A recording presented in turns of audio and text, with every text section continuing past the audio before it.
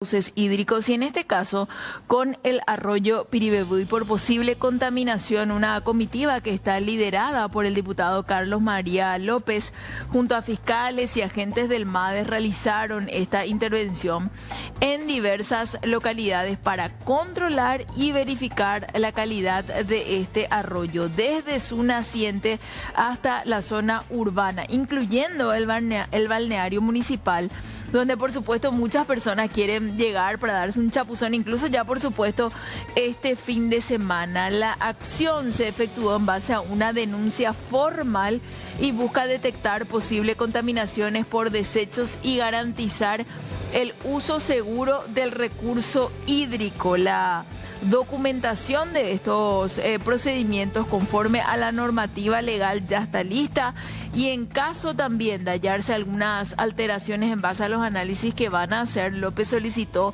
la adopción de medidas correctivas. De lo contrario, se garantizará a la población y a los visitantes el uso racional del arroyo. Además, el legislador, que es Carlos María López, presentó un proyecto de declaración ante la Comisión Permanente del Congreso sobre este tema.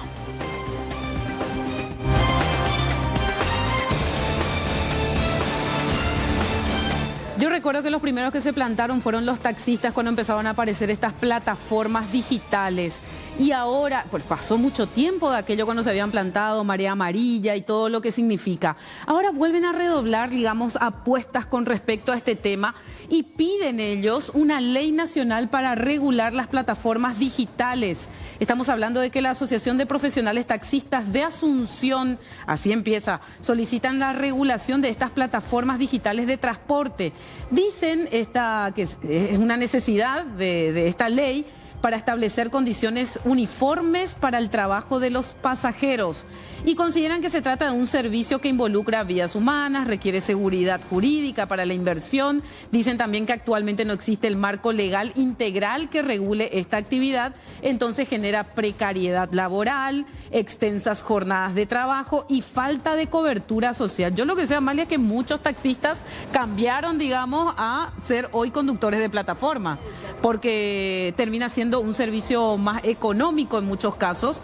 Y más rentable para el trabajador. Para el trabajador en ese sentido, pero ya había habido una migración, digamos, ¿verdad?, de taxistas a plataformas, pero hay todavía algunos taxistas que están ahí. La asociación opera con unos 180 móviles, de los cuales 160 son permanentes. Estamos hablando de la Asociación de Taxistas, versus miles que son de las plataformas. Desde el sector insisten en la urgencia de esta ley que garantice un marco legal equitativo y previsible para todos los actores del sistema. Yo recuerdo que se habían puesto ya y con mucha fuerza, pero no pudieron, porque llegaron las plataformas para quedarse definitivamente. Claro. Competían con precio. El precio es el que hizo la diferencia con respecto a los amarillos. Igualmente toca reinventarse con ciertas situaciones, ¿verdad? Yo de noche sigo eligiendo de repente cuando me toca subirme a un taxi que a una plataforma. Y yo creo que en también, base a las denuncias que hay, sobre todo, Jamie, extranjeros y todo han sido claro, queriendo. por eso. Con ataques que se han dado de conductores de plataformas digitales. Y si vos comparás un poquito, no hay tantas denuncias con respecto a taxistas, ¿verdad? No, porque ellos están súper identificados con respecto a eso. Sí, hay una precariedad laboral del otro lado. Totalmente. Que termina, digamos, involucrando incluso al que consume, digamos, las plataformas, ¿verdad? A los pasajeros en muchos casos. Y viceversa, porque ellos también alzan, digamos, los de las plataformas alzan también cada bandido que terminan siendo asaltados. Sí, yo creo que sigue siendo más seguro el taxi aún. El tema es cómo competir con costos. Acá es toda una reingeniería social, digamos, para que no dejen de existir los taxistas. En otras partes del mundo ya prácticamente no hay. Y ojo que sigue siendo una opción muy válida, sobre todo para los hombres que han pasado ciertas edades, que de repente ya no encuentran una alternativa laboral, entonces eligen ser taxistas, ¿verdad? También, es cierto, es cierto. Y teniendo en cuenta la cantidad de paradas de taxis que hay en toda Asunción, esos tienen un costo. También las paradas de taxis, o sea, que tienen ellos que recaudar dentro de la asociación para poder pagar esos espacios. O sea, bueno, todo un tema a nivel social entonces se plantea con esta situación. que están queriendo entonces los taxistas que se inicie la creación de una ley, un proyecto de ley al principio.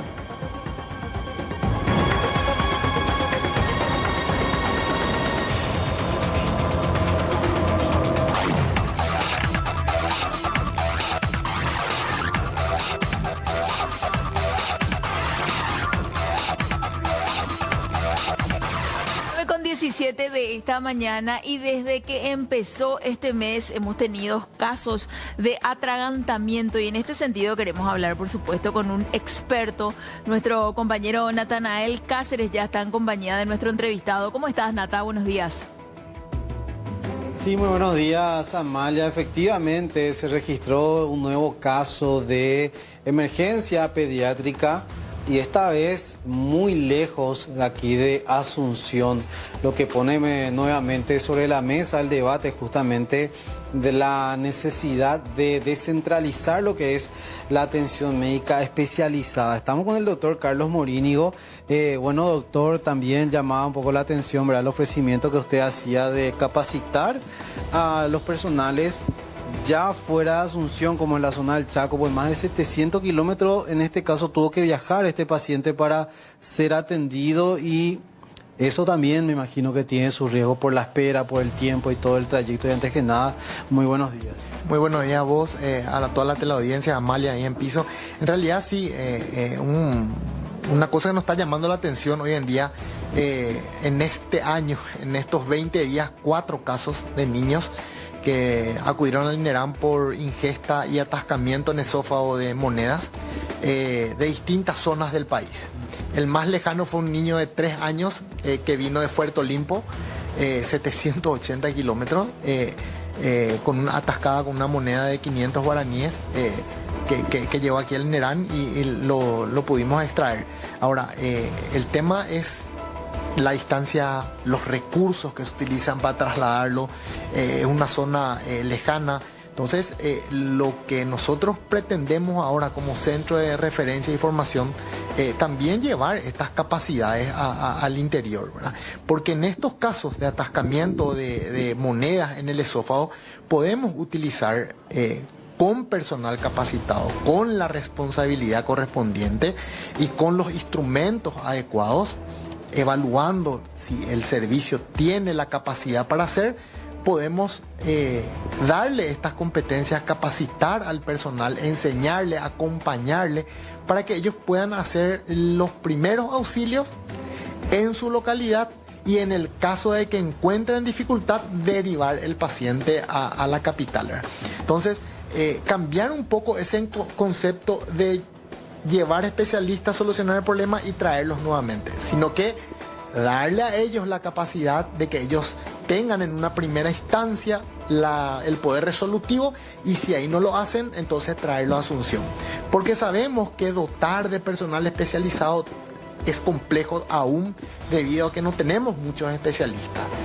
Y estos lugares en Puerto Limpo, en Bahía Negra, de repente hasta Carmelo Peralta, por ahí que están nuestros compañeros, es difícil a veces que lleguen especialistas de todas las ramas de la medicina. Entonces debemos ir formando en lo básico para que ellos puedan resolver o hacer un diagnóstico correcto y luego derivar a Asunción.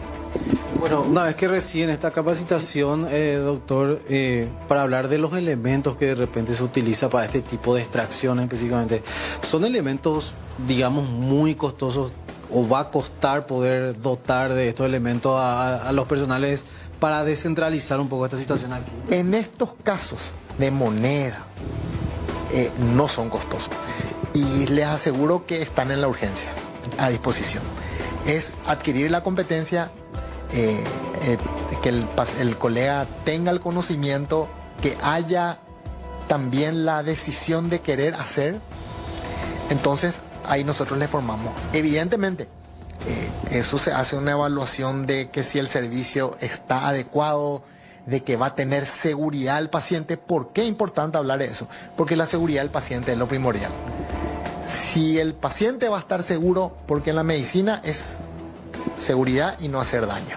Entonces, que ellos puedan resolver ahí va a ser una maravilla, que a 780 kilómetros puedan resolver una cosa que de repente no tiene por qué tener complicaciones, pero como sabemos, cada ser humano es único y puede tener complicaciones en cualquier momento.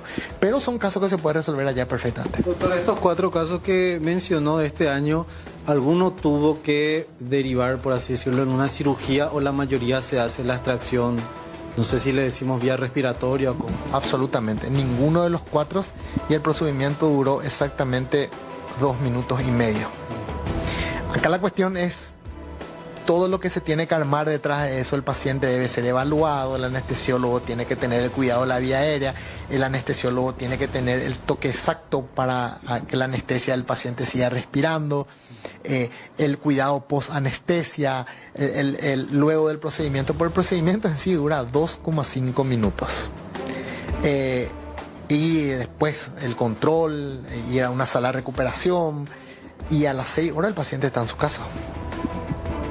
Por último, doctor, ese llamado de atención a los padres, ¿verdad? Que tengan cuidado, porque sabemos que el niño, niña, cuando se va desarrollando, teniendo los dientes, siempre quiere llevar objetos a la boca y es ahí cuando se da.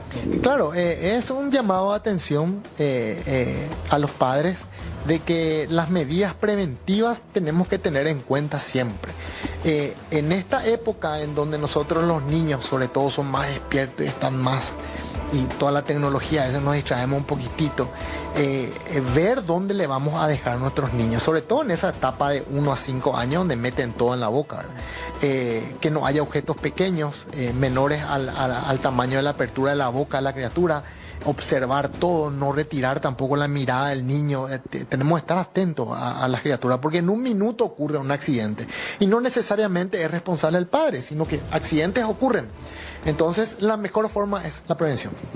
Doctor, uno de los casos que a mí me tocó hablar juntamente contigo fue el de un grano de maíz, inclusive que causó una obstrucción en una criatura. Sí, imagínate, ese niño estaba con su mamá y tirando el maíz a las gallinas, y uno él, otro la gallina, uno él, y en un segundo ocurren los accidentes. Entonces, tener en cuenta eso también, en base a esto que nosotros relatamos, que los padres tengan la experiencia correspondiente. Doctor, por último nada más, bueno, un grano de maíz, moneda, ¿qué fue el objeto más extraño que a usted le tocó rescatar justamente en este tipo de procedimientos? Un caso crítico que tuvimos fue el atascamiento de la mitad de la columna vertebral de un tareí, el pescado. Le dieron a una niña de 3 años el caldo de pescado y eso quedó en la laringe, ocasionando casi la asfixia de la criatura. Ese fue un caso que recuerdo, vino del Guairá, que fue bastante emblemático y complicado porque realmente nunca había visto, ¿verdad? Y era aproximadamente 5 a 6 vértebras que quedaron atascadas en el medio de la laringe. ¿Y la criatura tenía cuánto? 3 años, 4 años tenía. Impresionante. Nata. Doctor, gracias por su tiempo. Gracias a ustedes. Bueno, Amalia, sí, te escucho. Le quiero hacer una consulta al doctor, no sé si él me escucha. Sí, voy a poner acá en altavoz y te va a escuchar el doctor. Ahí te escucha, Amalia. Doctor, buenos días. Amalia te saluda. Acá está Jamie Allison también atentamente escuchándote. Viste que yo soy como muy curiosa siempre. Y vos decías que aparte de la experiencia, de los conocimientos que tienen que tener los profesionales para hacer este tipo de procedimientos, necesitan, por supuesto, un buen equipamiento. El equipamiento es tipo para hacer una endoscopía, entiendo yo. ¿No? Amalia, es un equipamiento que tenemos generalmente en la urgencia. Se necesita un laringoscopio, se necesita una sonda, una pinza de McGill, que es una pinza específica. Sí. Lástima, hubiera mostrado. No, pero son cosas, en el video que le envié a la compañera tuya está Sí. los elementos. Son cosas que tenemos, no es un endoscopio ni nada por el estilo. Generalmente el responsable de quitar las monedas ahí, que el gastroenterólogo, el colega, utiliza el endoscopio para quitarlo, ¿verdad? Pero en el caso de que no haya, Amalia, se puede utilizar la técnica con extrema seguridad en un equipo multidisciplinario y solucionar el problema inmediatamente. Bien, bien, doctor, para saber y entender un poquito esas diferencias era mi consulta. Muchas gracias. Gracias por el contacto. Gracias también a Natanael Cáceres por estar ahí. Gracias. El doctor Carlos Morínigo conversando con nosotros acerca de esta situación que a cualquiera le puede pasar con su chiquito, también con los adultos mayores. Hemos visto casos de atragantamiento, sobre todo con algunos tipos de alimentos, ¿verdad? Entonces a partir de ahí hay que tener ciertos cuidados en la deglución. Y lo que llama la atención ahora es la frecuencia con la que están ocurriendo. Ay, digamos, sí. en una semana tuvo varios casos ya, y con respecto a monedas directamente. Sí, bueno, sí. los chicos en etapa oral, creo que lo dice, es el nombre, ¿verdad? Sí. La etapa oral llevan todo a la boca. Bueno, los televidentes saben, así que yo puedo contar un poquito mi experiencia y decirles sobre todo el consejo que me dio a mí mi gastroenterólogo, uno de mis gastroenterólogos, para que no se enoje ninguno, el doctor Roberto Mura, que siempre me dice: Amalia, agua con gas. Agua con gas, no gaseosas. ¿Por qué? Porque el agua con gas lo que hace es de alguna u otra manera hacer que fluya más rápido los alimentos por el gas, sobre todo ya cuando hay algún problema de base o en este caso ya adultos mayores. Mira lo que esa moneda me da impresión. Esa es de 1000. Esa parece un poquito más grande. Más grande, Sí. es así por la imagen. Bueno, ahí está entonces, 9:28 de la mañana. Impresionante estas imágenes de cómo retiran esa moneda entonces.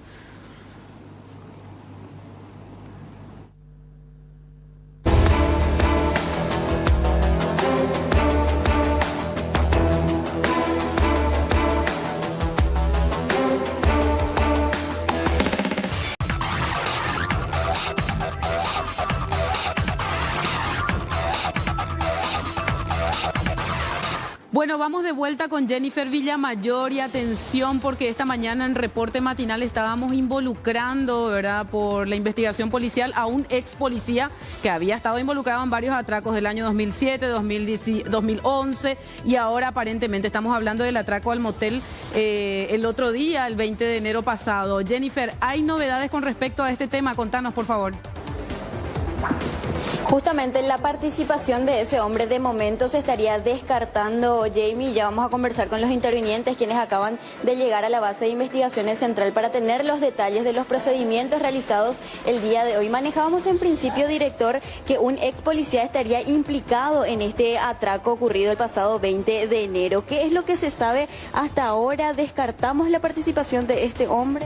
Sí, primeramente se había accedido a ciertos datos por tratarse de un caso de semejanza o parentesco. Creemos que es un caso de homonimia, no es ni fue integrante de la institución, entonces esto se está descartando ahora con la verificación ya en la base de datos de tanto de la policía como informaciones a las que están accediendo los investigadores. Pero uno de los implicados sí tendría ese nombre. Sí, hay una persona que justamente por eso te vuelvo a repetir que hay un caso de homonimia, parentesco de nombres. ¿Quién sería esta persona? No tengo ahora mismo en mente el nombre de esta persona, no quiero ser responsable en darte un nombre y después se socializa y se maneja esos datos erróneos, pero por lo menos los investigadores ya están estableciendo de que no se trata de un ex integrante de la institución. Comisario Flaminio Quinteros, varias evidencias importantes incautadas en los allanamientos, ninguna persona detenida, pero sí ya estaríamos identificando a varios de los miembros de esta banda. Asimismo, como resultado de estos procedimientos de allanamiento, se incautó bastantes elementos que puede ser útil como indicio, como asimismo también como evidencia, una vez analizado, y estamos en pleno procedimiento ya que es realizado por el grupo de investigadores designados en relación a este caso desde el momento que fue denunciado. Evidentemente habría una persona que brindó información a los asaltantes acerca del motel. De eso hay presunciones siempre, la forma que actuaron esta persona al momento que llegaron, pero todavía no podemos establecer de dónde partió, si es que se dio esa situación. Estamos todavía en una etapa investigativa en relación a eso, precisamos datos técnicos para poder sostener una eventualmente sindicarle a alguna persona que pueda dar la información. ¿Empleados del motel también estarían bajo investigación? ¿Cómo queda la situación de ellos? Todas las personas que estuvieron presentes en ese momento del hecho, el fiscal dispuso la incautación de sus aparatos telefónicos y ya eso con autorización judicial estará siendo extraídos los datos de esos teléfonos y para poder establecer o descartar a alguien que estuvo en el lugar que pudo haber dado las informaciones. Las viviendas allanadas correspondían a los sindicados familiares. Sí, en este caso nosotros los investigadores hicieron seguimiento a través de imágenes al automóvil que fue utilizado como rescate y pudieron establecer hasta el lugar donde llegó, como asimismo también el lugar donde salió. Es importante destacar eso, que en el momento que se estaba yendo del lugar de rescate, dicho automóvil tenía una placa que está denunciado como extraviado y al salir del lugar a una hora aproximadamente ya tenía puesto otra placa que sí corresponde al automóvil y a una persona que también es allanado su vivienda en la zona de Villa Ayes con antecedentes por robo agravado. Tras el atraco, entonces, ellos volvieron a sus viviendas, comisario. Y nosotros presumimos eso, estamos en plena tarea investigativa con el resultado de estos procedimientos de allanamiento. Vamos a estar ampliando más los datos que estamos teniendo a esta altura de la investigación. Con relación al único detenido, Víctor Vera, ¿cuál sería su implicancia? ¿Él estaba al mando de la camioneta? ¿Descendió al momento del hecho? El grupo que estuvo en ese procedimiento de allanamiento y tanto de investigadores como la fiscalía a cargo del fiscal de la causa encontró indicios o elementos que una vez analizados daría motivos para la detención del mismo, por lo que ahora dispuso que sea trasladado a esta dependencia policial y hasta ser analizado fehacientemente esos elementos que pudieron darse cuenta en el momento del allanamiento. ¿Este detenido entonces habría tenido comunicación con uno de los delincuentes? Los detalles no quisiera dar todavía por razones de procedimiento, pero hay elementos por lo que el fiscal dispuso la detención y el traslado al mismo a esta dependencia. Entre las evidencias, varias fotografías, comisario, ¿a quiénes corresponden? Y todavía yo no estoy accediendo a todas las fotografías porque estuve yo en un lugar de allanamiento y ahora están regresando todos los intervinientes y posterior a esto ya vamos a ver esos detalles bajo dirección fiscal, la forma que dispone también el agente fiscal que es director de la investigación para ir analizando conforme a la carpeta fiscal que él mismo está llevando adelante. Ahí está entonces, Amalia, Jamie, televidentes, los detalles que nos brinda el comisario Quinteros con relación a los 5 procedimientos realizados el día de hoy en busca de esta banda de delincuentes que atacó el motel ubicado en la ciudad de Luque el pasado 20 de enero. Ninguna de los sindicados quedó detenido, sin embargo, un sospechoso identificado como Víctor Vera Negrete fue trasladado justamente hasta la base del Departamento de Investigaciones y quedará bajo investigación. Ustedes ya vieron también entre las evidencias que se incautaron varias fotografías que serán analizadas tanto por la Policía Nacional como así también por el Ministerio Público, como así también las demás evidencias que aparentemente y según las informaciones también estarían involucradas en otro tipo de atracos. Ahora, Jennifer, del dinero no se sabe nada. No salió nada. Bien, bien. Gracias por el contacto, Jennifer. Hasta luego.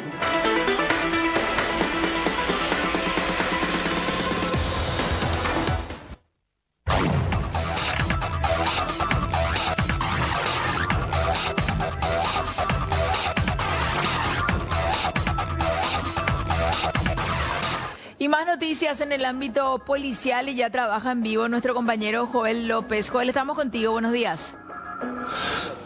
Buen día, Amalia. Saludos a nuestros televidentes. Un nuevo hecho de asalto justamente alrededor de las 7 de la mañana. 4 delincuentes irrumpieron este local, redujeron a los primeros funcionarios, que eran 2, quienes ingresaron muy temprano, fueron obligados a mantener cuerpo a tierra. Los delincuentes ingresaron hasta la oficina administrativa, recorrieron por un buen tiempo y posteriormente se alzaron con una caja fuerte, el dinero que había en una caja registradora también, y estamos hablando de aproximadamente 50 millones de guaraníes, el botín que llevaron estos delincuentes. En la huida también justamente se llevaron el DVR del circuito cerrado de este local. Son los primeros datos que se manejan hasta ahora. La policía está trabajando en busca de algunas imágenes también de las inmediaciones, qué tipo de vehículo utilizaron los delincuentes, cuántas personas más operaron, de repente si habría más otras personas que actuaron de campana en este lugar. Todas esas informaciones se están tratando de corroborar. Esto ocurría justamente ya en las inmediaciones de la ruta 7, zona de Hernandarias, justamente un sitio bastante movimentado, como están observando ustedes en imágenes, Amalia. Bien, Joel, tremendo lo que ocurría realmente. ¿Y había en ese horario algún guardia de seguridad trabajando?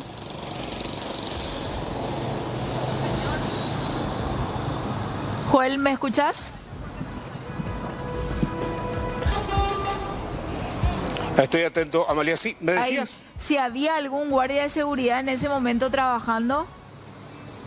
Este local no cuenta con guardia de seguridad y bueno, justamente estamos hablando de una situación que se está investigando.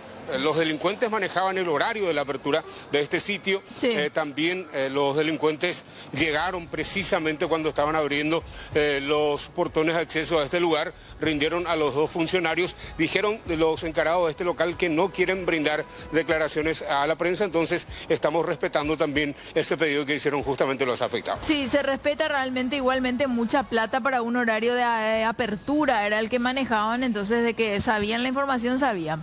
Joel, gracias. Gracias por el contacto. Hasta luego. Hasta luego. Arranquen las clases y esto pasa en una institución educativa de la ciudad de Villa Elisa. No es la primera, la segunda, la tercera, la cuarta ni la quinta. Es la 10ª vez, ¿sí? Como los dedos de tu mano, señora, que entran a robar en esta escuela. Tremendo realmente, porque decía la señora, hicimos tantas inversiones, en vez de estar hermoseando nuestra escuela, pintando, poniendo pizarras nuevas, tenemos que estar viendo todo lo que tiene que ver con la instalación eléctrica, y esto le contaban a Juan Salinas. Soy la directora de la escuela básica número 3630, Agustín Pío Barrios, acá de Villa Elisa, y es realmente el quinto compresor de aire que están llevando en menos de 22 días, 15 días que están llevando, pero esta vez ya fueron identificados a través de las cámaras, porque ese video yo publiqué en mi estado y los padres enseguida identificaron a quienes eran. Por la muralla ingresan fácilmente porque ahí no hay nada de protección y por ahí ingresan y fácilmente quitaron esta vez el compresor a la 1:46 y esta vez 2. La vez pasada no pudimos identificar porque según la gente del internet nos dijeron que hicieron explotar el router y para que no se le grabe. Con arresto domiciliario, son personas que tienen arresto domiciliario, que ya cometieron varios delitos. Y nosotros sinceramente estamos cansados, ya tenemos mucha impotencia, mucha tristeza y tuvimos que salir nosotros detrás de ellos. ¿No pudieron recuperar? No pudimos recuperar. Tenemos toda la ubicación donde vendieron ya pero venden el cobre y venden por nada. Y a nosotros un aire nuevo nos cuesta muchísimo. Y tuvimos que salir nosotros corriendo detrás de ellos, porque realmente ya es mucha la impotencia que tenemos. Y o la agarramos nosotros, la agarraban los policías.